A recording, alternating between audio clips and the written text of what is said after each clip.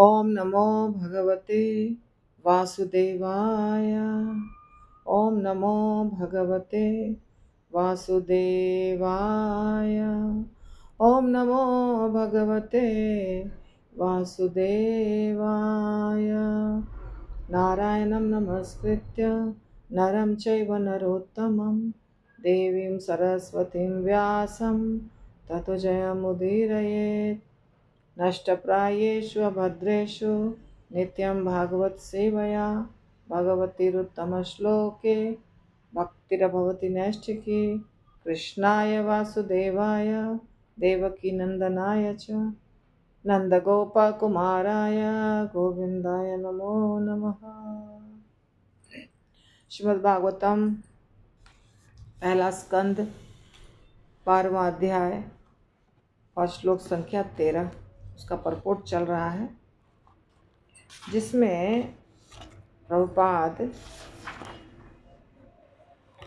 परीक्षित महाराज के जन्म की चर्चा हो रही है और कहते हैं कि तस्य प्रीतमना राजा विप्रः धौम्य कृपादिभिः जातकं कारयामास वाचयित्वा च मंगलम। महाराज परीक्षित का जन्म हुआ, उस समय आए थे कृपाचार्य और धौम्य ऋषि। ठीक है, दोनों ऋषि आए थे और बहुत सारे संस्कार हुए थे। पूरा परीक्षित महाराज के जन्म के लिए उस समय जातक संस्कार हुआ था और शुभ स्तोत्रों का उच्चारण हुआ था। प्रभुपाद लिखते हैं इसके परपोर्ट में, जो हम अभी कर रहे हैं, दूसरा पैराग्राफ। ठीक है, कि यह संस्कार युधिष्ठिर द्वारा राजपुरोहित धौम्य तथा महान सेनापति एवं पुरोहित कृपाचार्य जैसे योग्य ब्राह्मणों से संपन्न कराया गया। कल हमने आपको बताया था कृपाचार्य और धौम्य ऋषि। कृपाचार्य का नाम कृप है और आचार्य लगने के कारण होता है कृपाचार्य। उसी तरह धौम्य ऋषि उसी समय के हैं। युधिष्ठिर महाराज पांडवों के समय में धौम्य ऋषि थे। तो ये दोनों बहुत योग्य ब्राह्मण थे, इनको बुलाया गया था और इनसे संस्कार करवाया गया था। महाराज युधिष्ठिर इन दोनों ब्राह्मण को बुला करके उत्सव जो था बच्चे के जन्म का उत्सव, उसमें सब कुछ करवाया।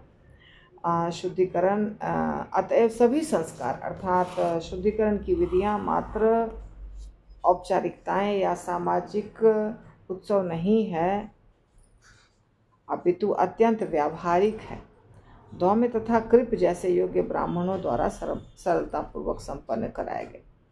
तो होना चाहिए। प्रभुपाद ने काफ़ी चर्चा की है इसके बारे में कि कैसे हमें संस्कार करने चाहिए।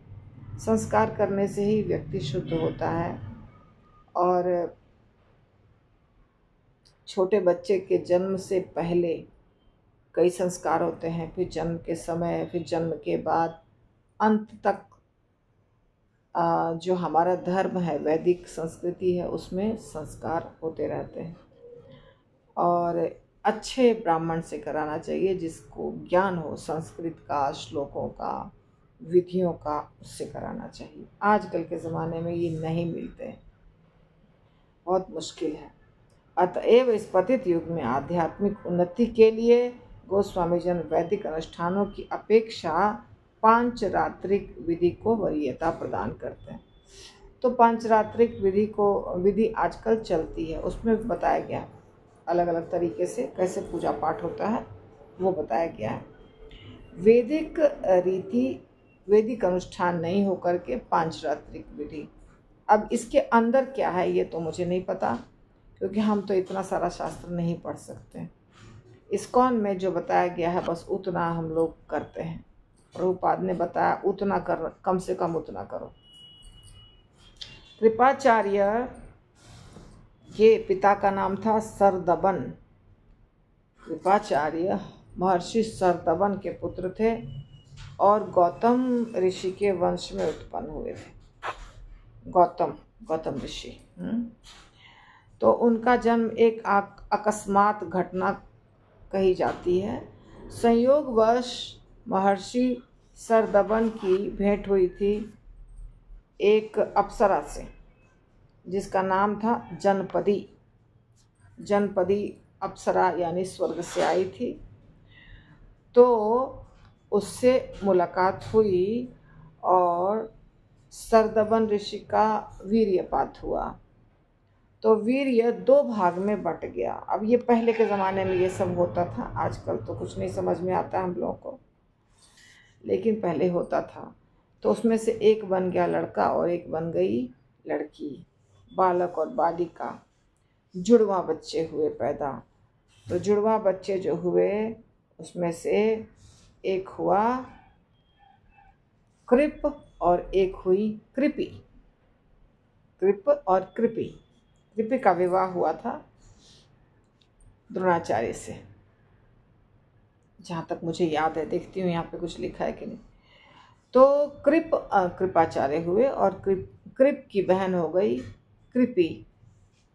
महाराज शांतनु को जंगल में शिकार करते समय ये बच्चे मिले, तो उन्होंने घर लाया और उनका संस्कार कराया और उनको ब्राह्मण का पद दिया। बाद में कृपाचार्य द्रोणाचार्य के समान महान सेनापति बने और उसकी बहन कृपि, हाँ सही याद है मुझे, कृपि का विवाह हुआ द्रोणाचार्य से।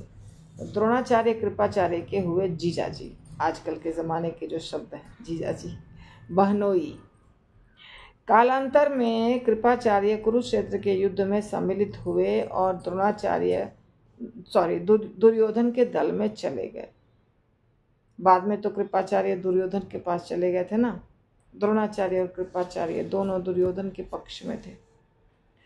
तो कृपाचार्य कुरुक्षेत्र के युद्ध में सम्मिलित हुए और दुर्योधन के दल में चले। कृपाचार्य महाराज परीक्षित के पिता अभिमन्यु को मारने में सहायक बने।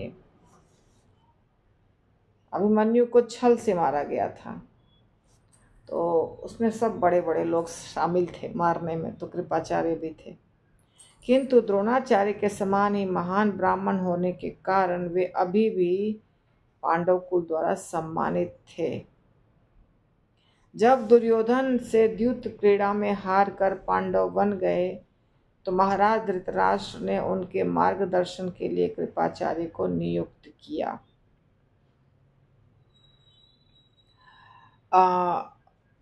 पांडव जब वन चले गए तो पांडव के लिए, धृतराष्ट्र राजा थे ना, इसलिए धृतराष्ट्र ने कृपाचार्य को भेजा कि चलिए आप उन लोगों को गाइड करिएगा, ब्राह्मण थे इसलिए।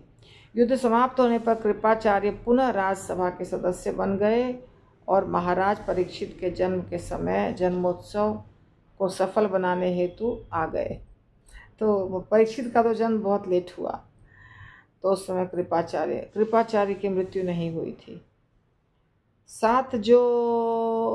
7 लोग जो अभी तक नहीं मरे हैं, सप्त इता चिरंजीवी, लगता है उसमें कृपाचार्य भी हैं। तो कहते हैं, हाँ, तो उस समय परीक्षित के जन्म के समय कृपाचार्य आ गए थे, वैदिक मंत्रों का उच्चारण किए। महाराज युधिष्ठिर जब प्रासाद त्याग कर हिमालय के लिए महाप्रयाण करने लगे, तब वे महाराज परीक्षित को शिष्य रूप में कृपाचार्य को ही सौंप गए। यानी कि कृपाचार्य का बहुत बड़ा रोल है और उन्होंने संतुष्ट होकर घर त्यागा, क्योंकि महाराज परीक्षित का भार कृपाचार्य ने संभाल लिया। जन्म के उम्र बहुत बड़ी होती थी तब, तो जन्म के पहले भी थे, उनके पिता के मृत्यु के समय में भी कृपाचार्य भागी थे, यानी उनका हाथ था, सबने मिल के मारा था, इसलिए सेनापति थे ना कृपाचार्य। और जब सब कुछ समाप्त हो गया तो फिर वो उनके गुरु भी बन करके थे। बड़े बड़े शासक, राजा तथा सम्राट तक कृपाचार्य जैसे विद्वान ब्राह्मणों के मार्गदर्शन में रहते हुए समुचित रूप से राजनैतिक उत्तरदायित्व निभाते थे। तो कृपाचार्य का इतना बड़ा रोल है। यहाँ प्रभुपाद ने लिखा है, थोड़ा है ये, महाभारत में बहुत ज़्यादा वर्णन होगा, पर यहाँ पर थोड़ा सा वर्णन दिया गया है। तो इस प्रकार कृपाचार्य के जन्म से लेके बाद तक का पूरा प्रकरण शॉर्ट में प्रभुपाद ने लिख दिया। कौन थे कृपाचार्य और क्या क्या उन्होंने किया, तो ये सिंपल चीज़ है, आप लोगों ने सुन लिया। अगला श्लोक हम करते हैं। हिरण्यम गाम मही ग्रामान हस्त्य अश्वान नृपतिवरान प्रादात सुअन्नम च विप्रेभ्यः प्रजातीर्थे सतीर्थवित्। हिरण्यम सोना, गाम गायें, महीम भूमि, ग्रामान गांव, हस्ती हाथी, अश्वान घोड़े, नृपति राजा ने वरान पुरस्कार, प्रादात दान में दिया, सुअन्नम उत्तम अन्न, च तथा विप्रेभ्य ब्राह्मणों को, प्रजातीर्थे पुत्र के जन्म दिवस पर दान देते समय, सह वह तीर्थविद जो जानता है कि कब कैसे और किसे दान दिया जाए। पुत्र के जन्म लेने पर राजा ने ब्राह्मणों को सोना, भूमि, ग्राम, हाथी, घोड़े और उत्तम अन्न दान में दिया, क्योंकि वे जानते थे कि कैसे, कहाँ और कब दान देना चाहिए। तो पहले के ज़माने में ये सब होता था, लोग करते थे। अभी तो पैसा भी नहीं है और इच्छा भी नहीं है दान देने की, दोनों बात है। तो पुत्र की प्राप्ति हुई तो बहुत खुशी की बात है। तो उस समय ज़मीन, हाथी, घोड़ा, सोना, चांदी, रत्न, जवाहरात, कपड़े, लत्ते, सब कुछ दान में मिलता था ब्राह्मणों को। ब्राह्मणों का घर तो दान से चलता था। ब्राह्मण नौकरी नहीं करते थे। अब तो ब्राह्मणों को नौकरी करना पड़ता है। पहले ब्राह्मण को अपने आप, जो उनके जिनके घर में वो सेवा करते थे, उनसे उनको मिल जाता था। जजमान बोलते हैं, यजमान, हमारे यहाँ यजमान बोलते हैं। यजमान के घर से उनको चीज़ें मिल जाती थी, सब कुछ अपने आप मिलता था, बिना मांगे मिलता था। मांगना नहीं चाहिए ब्राह्मण को, पर स्वयं मिल जाता था, तो उनका घर तो वैसे ही चलता था। तात्पर्य में प्रभुपाद लिखते हैं, केवल ब्राह्मणों तथा सन्यासियों को गृहस्थियों से दान ग्रहण करने का अधिकार प्राप्त है।